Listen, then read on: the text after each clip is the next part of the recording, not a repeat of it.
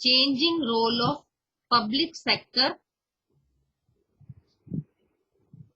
जो public sector enterprises है ये एक इम्पॉर्टेंट रोल प्ले करती है in the development of the country. ठीक है, हमें ये पता है कि पब्लिक जो सेक्टर्स है उसमें काफी प्रॉब्लम्स आई। ठीक है, क्या क्या प्रॉब्लम्स आई पब्लिक सेक्टर में? पुअर प्रोजेक्ट प्लानिंग आई,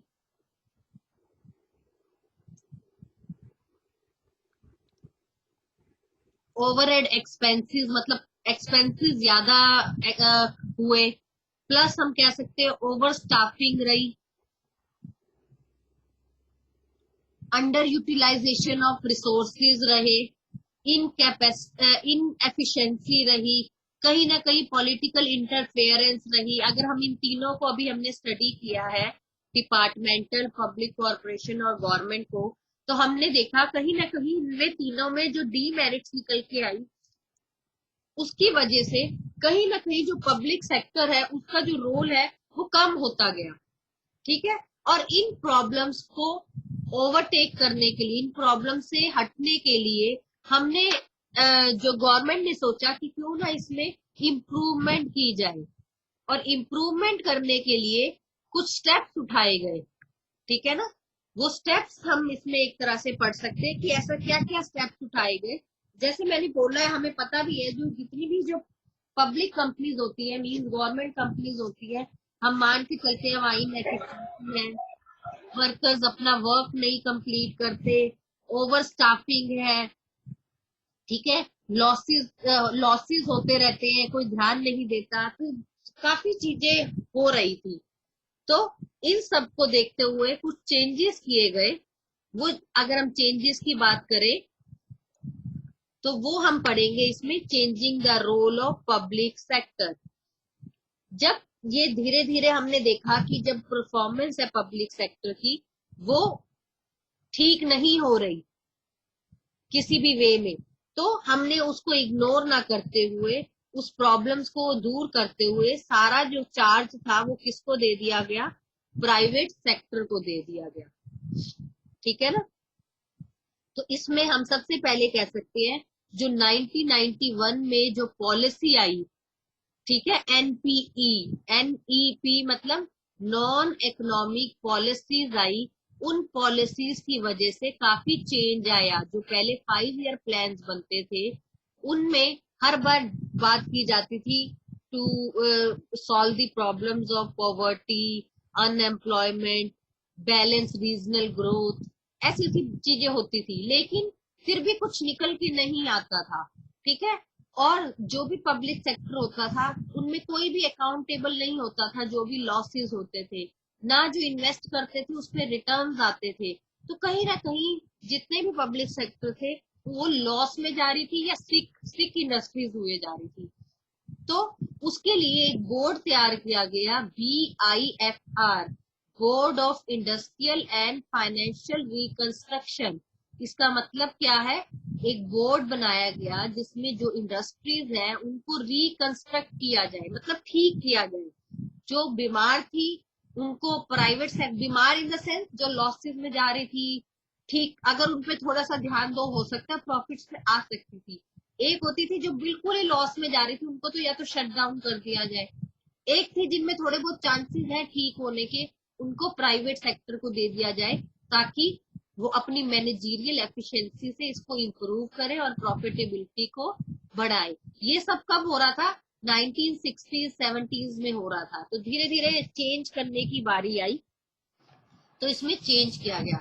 सबसे पहला इसमें किया गया, इंफ्रास्ट्रक्चर को डेवलप किया गया, क्योंकि हम मान के चलते हैं प्री इंडिपेंडेंस जो पीरियड था हमारा, इंफ्रास्ट्रक्चर जो था वो इतना प्रोग्रेस नहीं था, बड़ा स्लो रेट पे था। तो उससे क्या हो रहा था, ना ट्रांसपोर्टेशन, ना कम्युनिकेशन फैसिलिटीज, ना जैसे हमने फ्यूल, एनर्जी, हैवी इंडस्ट्रीज को जो सारी मटेरियल चाहिए थे, ये कुछ नहीं हो रहा था। और पहले टाइम में क्या था, जो प्राइवेट सेक्टर था वो इतना इनिशिएटिव लेता नहीं था। वो कहता था इतनी हैवी इंडस्ट्रीज में हम क्यों पैसा लगाएं, गवर्नमेंट लगाएगी।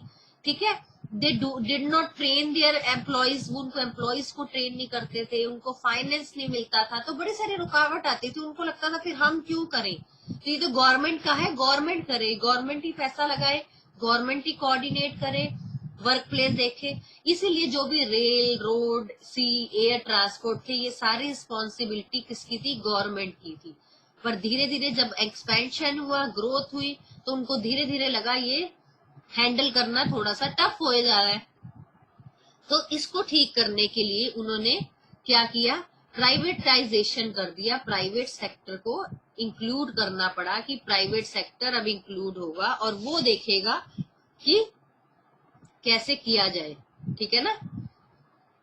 तो ये सारा इसमें हमने स्टडी करना है कि इंफ्रास्ट्रक्चर जो था उसमें ह्यूज इन्वेस्टमेंट की जरूरत थी, ठीक है, टेक्नोलॉजी की जरूरत थी, पावर जनरेशन की जरूरत थी। तो ये सारी चीजें जो थी वो गवर्नमेंट ही प्रोवाइड हमें मेन करवा सकती थी।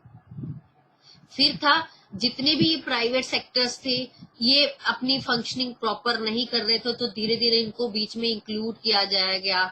हैवी और मीडियम जो इंडस्ट्रीज है उनमें इनको इंक्लूड किया गया कि कहीं ना कहीं ये आए और इसमें इन्वेस्ट करें पैसा। फिर रीजनल बैलेंस किया गया, सेकंड पॉइंट आ जाएगा हमारा, रीजनल बैलेंसेस किया गया। अभी हमने बात करी, यह रीजनल बैलेंसेस की मतलब है हमारा जो इंडिया है वो रीजनली बैलेंस्ड नहीं है। कोई स्टेट बहुत अच्छा बैलेंस्ड है और कोई स्टेट कम बैलेंस्ड है। तो जब 5 ईयर प्लान्स बनते थे तो कुछ पर्टिकुलर जो रीजन्स थे, कुछ पर्टिकुलर स्टेट्स थी, उन पे ज्यादा ध्यान दिया जाता था, उन पे पब्लिक सेक्टर इंडस्ट्रीज लगाई जाती थी। इससे क्या हुआ, जितनी भी बैकवर्ड एरियाज थे वहां की इकोनॉमिक डेवलपमेंट इंप्रूव करने के लिए वहां पर लगाया गया, प्लान किया गया। गवर्नमेंट ने नए नए एंटरप्राइजेस वहां बैकवर्ड एरिया में स्टार्ट किए। इससे क्या हुआ कि जो प्राइवेट सेक्टर है उनको भी थोड़ा सा वो मिला कि हमें भी यहाँ पर करना चाहिए। सबसे इम्पोर्टेंट था कि जो प्राइवेट सेक्टर है, हम मान के चलते हैं, वो वही इन्वेस्टमेंट करता है जहां उनको इजीली सब कुछ अवेलेबल हो, रॉ मटेरियल हो, ट्रांसपोर्टेशन की अच्छी फैसिलिटीज हो, कम्युनिकेशन अच्छा हो, ठीक है, उनको लगे कि सेंट्रल लोकेशन हो। हर कोई यही सोचता है ना, अगर सबसे पहले जिसने बिजनेस स्टार्ट करना होता है, कोई ये तो नहीं सोचता मैं कहीं दूर गांव में जाके बिजनेस स्टार्ट करूं। पर गवर्नमेंट सब्सिडीज हमें प्रोवाइड करवाती है कि जाओ, लेकिन प्राइवेट सेक्टर नहीं करता, ये गवर्नमेंट करती है। पर कई बार रीजनल बैलेंस के चक्कर में हम कह सकते हैं वो जो परफॉर्मेंस है वो इम्प्रूव होने के बजाय कम हो जाती है। फिर आ जाता है इकोनॉमिक और स्केल। जितनी भी लार्ज स्केल इंडस्ट्रीज थी उनके लिए ह्यूज कैपिटल की जरूरत थी, ठीक है। पब्लिक सेक्टर जो था वो हम कह सकते हैं वो इसका एडवांटेज लेता था, जैसे इलेक्ट्रिसिटी है, पावर है, नेचुरल गैस, पेट्रोलियम है, ये कुछ पब्लिक सेक्टर एंटरप्राइजेज हैं जो लार्ज स्केल यूनिट का काम करते थे। और ये जो पॉसिबल था ये गवर्नमेंट के पास ही था, ये प्राइवेट सेक्टर के पॉसिबल नहीं था लार्ज स्केल प्रोडक्शन करना, क्योंकि जहाँ लार्ज स्केल प्रोडक्शन होगी, जहाँ हैवी इंडस्ट्रीज होगी, वहां ऑब्वियस है कैपिटल आउटलेट भी ज्यादा होगा। फिर था check on concentration of economic power. जितने भी पब्लिक सेक्टर एंटरप्राइजेस थे ये एक तरह के चेक करते रहते थे, public sector acts as a check over the private sector. Private sector में क्या होता था, मोनोपली चलती थी, ठीक है। बड़े ही लिमिटेड लोग होते थे जो हैवी इंडस्ट्रीज में वर्क करते थे, तो वो क्या करते थे, मोनोपली पावर रखते थे। मोनोपली होता है इनइक्वालिटी करना, मतलब एक seller large number of buyer. जब हमें पता है हमारे आसपास एक ही शॉप है, इसी पे सामान मिलेगा, तो देखना वो अपनी मनमानी बहुत करता है, वो हाई प्राइसेस रखता है। तो सेम ही प्राइवेट सेक्टर करता था। तो पब्लिक सेक्टर ने लार्ज इंडस्ट्रीज, हैवी इंडस्ट्रीज लगाई ताकि जो ये मोनोपली इन्होंने कर रखी है उनसे इनको चेंज किया जा सके, ठीक है। जो नंबर ऑफ एम्प्लॉयज हैं, वर्कर्स हैं, वो सबको बेनिफिट मिले, सिर्फ प्राइवेट सेक्टर ही को क्यों मिले। नेक्स्ट स्टेप जो उठाया गया वो था इंपोर्ट सब्स्टिट्यूशन का। जब सेकंड और थर्ड 5 ईयर प्लान्स बन रहे थे तो उसमें हमें बोला गया कि सेल्फ रिलायंट बनो, ठीक है। जो चीज आप बाहर से इंपोर्ट करते हो उसका सब्सिट्यूट ढूंढ लो, ठीक है। इसका मतलब क्या है, जो मशीनरीज मान लो हम चाइना से मंगवाते हैं, जरूरी हमने चाइना से मंगवानी है। हम उसी के जैसे डुप्लीकेट या उतनी नहीं बन पाएगी तो कुछ तो बनेगी, उसकी जैसी बनाने की कोशिश करें, मीन्स उसका कोई सब्स्टिट्यूट ढूंढे। जैसे टी और कॉफी है, मुझे कॉफी पसंद है पर कॉफी के रेट्स तो बहुत हाई चल रहे हैं, मैं अफोर्ड नहीं कर सकती, तो फिर मैं टी पी लूं, मुझे तो कुछ पीना ही है ना, तो जरूरी मुझे कॉफी पीनी है। तो कहीं ना कहीं हम सब्स्टिट्यूट ढूंढते थे। तो उस समय भी ये कहा गया कि फॉरेन एक्सचेंज की प्रॉब्लम है, डिफिकल्ट हो जाता है हैवी मशीनरीज को लाना। तो पब्लिक सेक्टर को जो था उनको कहा गया कि इंपोर्ट सब्स्टिट्यूट करें। इससे क्या हुआ, जो स्मॉल स्केल इंडस्ट्रीज थी कह सकते हैं और जो मीडियम स्केल इंडस्ट्रीज थी उनका बड़ा रोल मिला। ठीक है, उन्होंने ज्यादा से ज्यादा एक्सपोर्ट किए गुड्स और उधर से हमारे पास इतना पैसा हो गया कि हम बाहर से मंगवा भी सकते थे और अपना बना भी सकते थे। फिर आया government policy towards public sector 1991। ये जो चेंज आया जो एलपीजी वाला, ये इंपॉर्टेंट आया। मतलब इस पूरे उसमें अगर हम कहें तो ये जो पॉइंट है ये सबसे इंपॉर्टेंट हुआ। जो गवर्नमेंट ऑफ इंडिया है वो नई रिफॉर्म लाई, जिसे न्यू इंडस्ट्रियल पॉलिसी या न्यू इकोनॉमिक पॉलिसी, जो मैं कई बार बता चुकी हूँ, वो लाई गई कब, इन 1991। ये क्वेश्चन आ सकता है कब न्यू इकोनॉमिक पॉलिसी लाई गई। उस इकोनॉमिक पॉलिसी के मेन एम क्या थे? फर्स्ट था restructure and revive potentially viable PSU. PSU है पब्लिक सेक्टर अंडरटेकिंग्स। रीस्ट्रक्चर और रीवाइव करना, इसका मतलब क्या है, जितनी भी पब्लिक सेक्टर थे उनको या तो ठीक करें या उनको बंद करें, जो भी करना उनके बारे में डिसीजन ले। दूसरा था close down the PSU which can not be revive, जो ठीक नहीं हो सकती उसको बंद कर दिया जाए। फिर था bring down government equality in non strategic PSU to 26% lower if necessary. उन्होंने कहा जितनी भी जो पब्लिक सेक्टर अंडरटेकिंग्स है उनमें जो गवर्नमेंट का हिस्सा है उसको रिड्यूस कर दिया जाए। इससे क्या होगा, बाकी जो इन्वेस्टमेंट होगी वो प्राइवेट सेक्टर लगाएगा, तो जिससे क्या होगा, जो पब्लिक सेक्टर का रोल है वो कम हो जाएगा।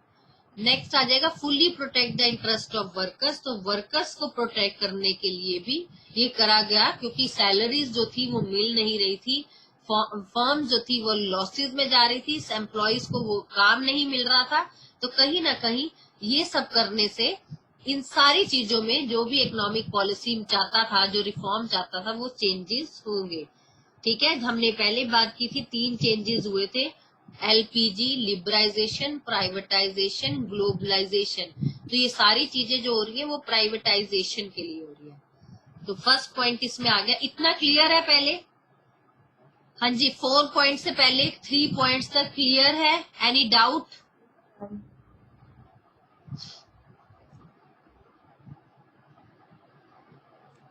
हाँ जी, जो 3 पॉइंट्स अभी हमने डिस्क्राइब किए क्लियर है? फर्स्ट इज डेवलपमेंट ऑफ, हाँ जी ma'am first second and third. तीनों में डाउट है? यस मैम, मैं ये क्लास में नहीं थी तो मेरा नेट इशू हो गया था तो मैं बीच में चलिए लेफ्ट मैं हो एक गई बार थी। रिपीट कर देती हूँ। चेंजिंग रोल ऑफ, हम पब्लिक सेक्टर पढ़ रहे हैं कि कैसे पब्लिक सेक्टर का जो रोल है वो चेंज हुआ। फर्स्ट है इंफ्रास्ट्रक्चर से चेंज हुआ, धीरे धीरे इंफ्रास्ट्रक्चर में चेंजेस किए गए, जिसमें हम ट्रांसपोर्टेशन, कम्युनिकेशन, हैवी इंडस्ट्रीज की बात कर सके, क्योंकि इनमें गवर्नमेंट कंपनीज इन्वेस्ट कर सकती थी, कोऑर्डिनेट कर सकती थी। तो पहले सारा इंफ्रास्ट्रक्चर पे ध्यान किसका था, गवर्नमेंट का था। सेकंड आ गया हमारा, कह सकते हैं हम रीजनल बैलेंस। रीजनल बैलेंस में हमें बताया गया कि जो हर स्टेट है इंडिया का उसमें रीजनली बैलेंस किया जाए, क्योंकि जो प्राइवेट सेक्टर था वो ये सब ध्यान नहीं देता, जैसे मैंने अभी बताया, वो सिर्फ वही देता है जहां प्रॉफिट्स अर्न हो। तो गवर्नमेंट का ये मेन रोल था कि जो भी बैकवर्ड एरियाज है वहां डेवलप किया जाए, वहां प्रॉपर फंक्शनिंग की जाए, ताकि जो वहां का भी लेबर है उनको भी एम्प्लॉयमेंट प्रोवाइड हो सके। फिर आया इकोनॉमिक ऑफ स्केल्स, मींस जो लार्ज स्केल प्रोडक्शन हुई है, जो लार्ज स्केल प्रोडक्शन है वो तभी पॉसिबल है जब हमारे पास ह्यूज कैपिटल होगा, और ह्यूज कैपिटल कहाँ से आ सकता है, पब्लिक सेक्टर से आ सकता है। तो जितने भी इलेक्ट्रिक पावर है, नेचुरल गैस है, पेट्रोलियम है, टेलीफोन इंडस्ट्रीज है, ये सब में हैवी कैपिटल की जरूरत होती है, बहुत पैसे की जरूरत होती है, तो वो जो वो लगा सकती है वो सिर्फ गवर्नमेंट ही लगा सकती है। फिर आया check on concentration of economic power. Private public जो सेक्टर था वो पहले इसलिए भी था क्योंकि जो प्राइवेट सेक्टर था वो मोनोपोली रखता था, जैसे मैंने अभी बताया, मोनोपोली मींस फुल कंट्रोल करता था मार्केट में, और वन मैन कंट्रोल की तरह काम करता था, मींस अपने जो प्राइजेस थे उनमें इनइक्वालिटी रखता था, तो कहीं ना कहीं उसको चेक करने के पीछे भी पब्लिक सेक्टर का हाथ था। फिफ्थ आ गया import substitution. Import substitution means कि वो प्रोडक्ट यही बना लिए जाए, मींस जो आप बाहर से इंपोर्ट करना चाहते हैं उसका कोई सब्स्टिट्यूट ढूंढ लिया जाए। इससे क्या हुआ, जितनी भी स्मॉल स्केल इंडस्ट्रीज थी और मीडियम स्केल इंडस्ट्रीज थी उन्होंने बहुत इंपॉर्टेंट रोल दिया। ठीक है, उन्होंने एक्सपैंड किया हमारे कंट्री का बिजनेस, मतलब एक्सपोर्ट किया, और जो फाइनेंशियल प्रॉब्लम थी वो ठीक हो गई। फिर 6 पॉइंट हमारा आ गया जो हमारा मोस्टली मेन है, गवर्नमेंट पॉलिसी जो बनाई गई टूवर्ड्स पब्लिक सेक्टर इन 1991 में चेंजेस किया गया, जिसमें फर्स्ट पॉइंट है reduction in number of industries reserve for public sector to 17 to 8। It means क्या है कि जब इंडस्ट्रियल पॉलिसी आई थी 1956 में, तब हमने 17 जो इंडस्ट्रीज थी उसे रिजर्व रखा था, ठीक है, पब्लिक सेक्टर के लिए। तो धीरे धीरे आते आते अब ये 3 पे पहुंच चुकी है। इसका मतलब क्या है, 17 से पहले 8 हमने करी।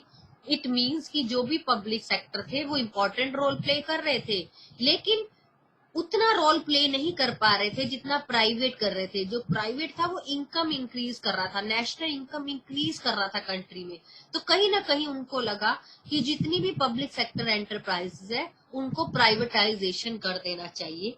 तो वो प्राइवेटाइजेशन करने के लिए 17 से पहले 8 हुए, 1991 तक 8 हुए, फिर अभी 2001 में आते आते तक 3 इंडस्ट्रीज जो है वो सिर्फ प्राइवेट सेक्टर के पास रह गई है। जो बाकी सारी इंडस्ट्रीज है वो अब प्राइवेट हो चुकी है। अब वो कौन सी 3 इंडस्ट्रीज है, यहाँ नाम दिए हुए हैं। फर्स्ट इज एटॉमिक एनर्जी, या आपने तीनों नाम रखने हैं यार, ये आता है क्वेश्चन। एटॉमिक एनर्जी मींस जो भी न्यूक्लियर्स, बॉम्ब्स और इससे रिलेटेड है। फिर आर्म्स मतलब डिफेंस, ये जो पिस्टल्स वगैरह ये, प्लस रेलवे।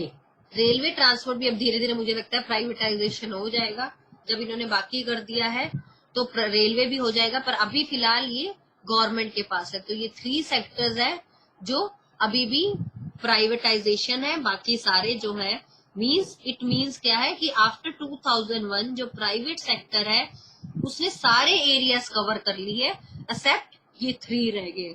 तो इसका मतलब क्या है, जो गवर्नमेंट है उसने रियलाइज कर लिया है कि जो प्राइवेट सेक्टर्स है उनको एनकरेज करना चाहिए, उन क्योंकि वो बेटर परफॉर्म करते हैं, वो बेटर compete करते हैं। इन मतलब इन केस अगर हम बात करें प्राइवेट सेक्टर, उनको ज्यादा फोकस किसमें करना चाहिए, अब जो भी उनके पास इंडस्ट्रीज रहेगी अब उसी में वो हाईली कॉम्पिटिटिव मार्केट बनाए और उसी पे ध्यान दें। सेकंड आ गया disinvestment of shares of public sector enterprises. इसका मतलब क्या है, डिसइन्वेस्टमेंट। डिसइन्वेस्टमेंट होता है सेल कर देना, अपने सारे शेयर्स को बेच देना, प्राइवेट या पब्लिक में जितने भी आपके पास शेयर है उनको बेच देना। इसका मेन ऑब्जेक्टिव क्या था सेल करने के पीछे, ताकि सारे जो शेयर्स हैं वो हट जाए। उसका ऑब्जेक्टिव था कि जब जो सारे शेयर्स हैं वो हम सेल कर देंगे तो इससे क्या होगा, रिसोर्सेज आएंगी, पैसा आएगा, और वो कहीं ना कहीं पब्लिक और वर्कर्स में डिस्ट्रीब्यूट हो जाएगा। तो डिसइन्वेस्टमेंट होता है sale of equity shares to public sector units to private and public. इसमें क्या हुआ, जो गवर्नमेंट ने डिसाइड किया कि जितने भी पब्लिक सेक्टर अंडरटेकिंग्स हैं, ठीक है, उनकी जितनी भी होल्डिंग्स है उनको विड्रॉ कर देंगे, मतलब उनको हटा देंगे, और मोर एंड मोर पार्टिसिपेशन लाएंगे पब्लिक सेक्टर्स का, ठीक है, प्राइवेट सेक्टर्स का। ठीक है, इससे क्या होगा, अगर हर गवर्नमेंट इंडस्ट्री में थोड़ा थोड़ा हिस्सा प्राइवेटाइजेशन को देंगे तो कहीं ना कहीं आपको लगता है ना इंप्रूवमेंट होगी, प्रॉफिट्स अर्निंग शुरू हो जाएंगी, तो कहीं ना कहीं चेंज आएगा। ठीक है ना। तो इसका मेन ऑब्जेक्टिव क्या था, हम कह सकते हैं मेन ऑब्जेक्टिव था, फर्स्ट पॉइंट अगर हम बात करें कि releasing the large amount of public funds blocked in these unit and utilise them for social priority projects. वो कहता है इनको रिलीज कर दे फंड्स को, और जो पैसा आएगा उसको आप एजुकेशन और हेल्थ में लगा सकते हो, फैमिली प्लानिंग में लगा सकते हो। दूसरा था रिड्यूसिंग द डेप्ट एंड इंटरेस्ट बर्डन, इससे जितने भी गवर्नमेंट के डेप्ट है, मतलब कर्जे हैं, लाइबिलिटीज है, आप उसको पे कर पाओगे। फिर तीसरा था transferring the risk from public to private sector, जो भी लॉसेस का रिस्क उनको लग रहा था, जो भी पब्लिक सेक्टर को लग रहा था, वो किस में ट्रांसफर हो जाएगा, प्राइवेट में। अब प्राइवेट वाला अपने आप देखेगा, और वो लॉस तो वो करते ही नहीं है, वो लॉस को भी प्रॉफिट में बदल देंगे। फिर नेक्स्ट आ जाएगा रिड्यूसिंग द गवर्नमेंट कंट्रोल, जितना भी गवर्नमेंट का कंट्रोल है वो एक तो खत्म हो जाएगा, क्योंकि पब्लिक सेक्टर बिल्कुल गवर्नमेंट का कंट्रोल वो नहीं करती, ठीक है ना। आपने पढ़ा अभी तीनों कंपनीज हमने पढ़ी डिपार्टमेंटल, उसमें कितना गवर्नमेंट इंटरफेरेंस रहता था, पेपर वर्क पे हम कहते थे कि नहीं है पर होता था। कहीं ना कहीं गवर्नमेंट जो कंपनीज है उनमें गवर्नमेंट जो है वो इंटरफेरेंस करती है, जो मिनिस्टर्स हैं वो अपना कहीं ना कहीं अपना इंटरफेरेंस करते हैं। और लास्ट आ गया डिस्करेजिंग द गवर्नमेंट मोनोपली, जैसे टेलीकॉम इंडस्ट्रीज था, यहाँ पर जो गवर्नमेंट थी वो अपनी मोनोपली कर रही थी, अब धीरे धीरे जो टेलीकॉम इंडस्ट्रीज भी है उसको भी वो कर दिया चेंज। तो इससे क्या हुआ, कंज्यूमर को ज्यादा बेनिफिट्स मिले, ज्यादा चॉइस मिली, ज्यादा लो प्राइजेस मिले, क्वालिटी प्रोडक्ट्स मिले। अब आप देख रहे हो जब से टेलीकॉम वो हो गया, तो अब कितना सबके पास मोबाइल्स है ना, सबके पास नेट पैक है, सबको सब कुछ है, और ये उसी की बदौलत है कि हम ऑनलाइन आज स्टडी भी कर रहे हैं। तो कहीं ना कहीं ये सारे बेनिफिट्स हमें मिले ही मिले।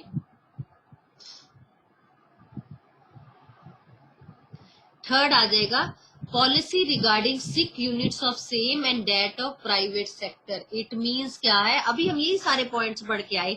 सबसे पहले हमने पॉइंट पढ़ा कि जो नंबर ऑफ इंडस्ट्रीज है उसको 17 से 3 पे ला दिया।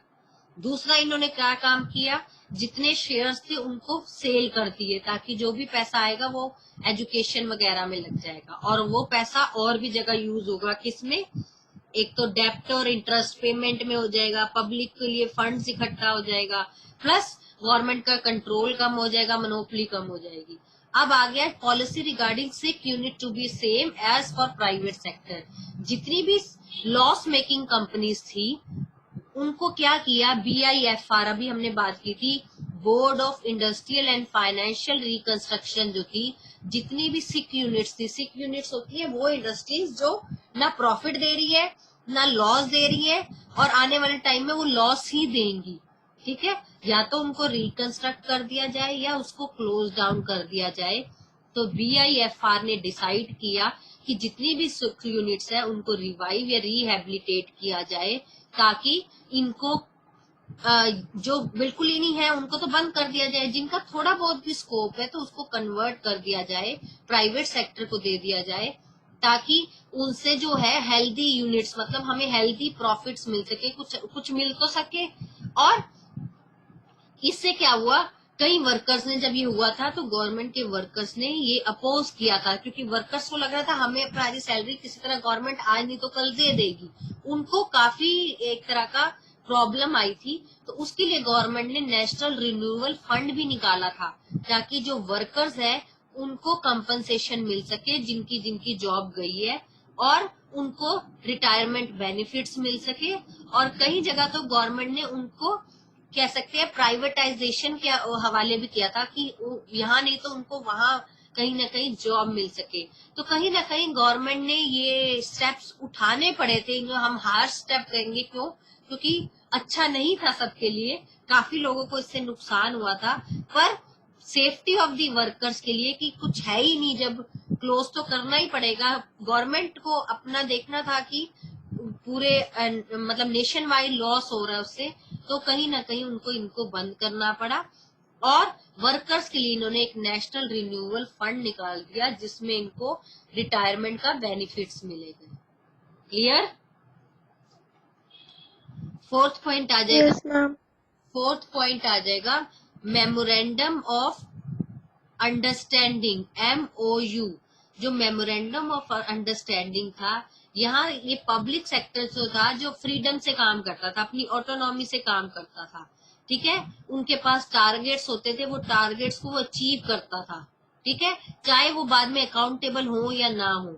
तो MOU था एक मेमोरेंडम ऑफ अंडरस्टैंडिंग, इसमें जो अनइंटरफेरेंस थी, अननेसेसरी की, जो गवर्नमेंट और ये मिनिस्टर्स इंटरफेरेंस करते थे, उससे बचने के लिए उन्होंने कहा कि अगर अच्छा वो करना है तो पहले ये इंटरफेरेंस को जो है इसको बंद करना पड़ेगा, तभी आपको एक स्पेसिफाइड रिजल्ट्स मिल सकेंगे।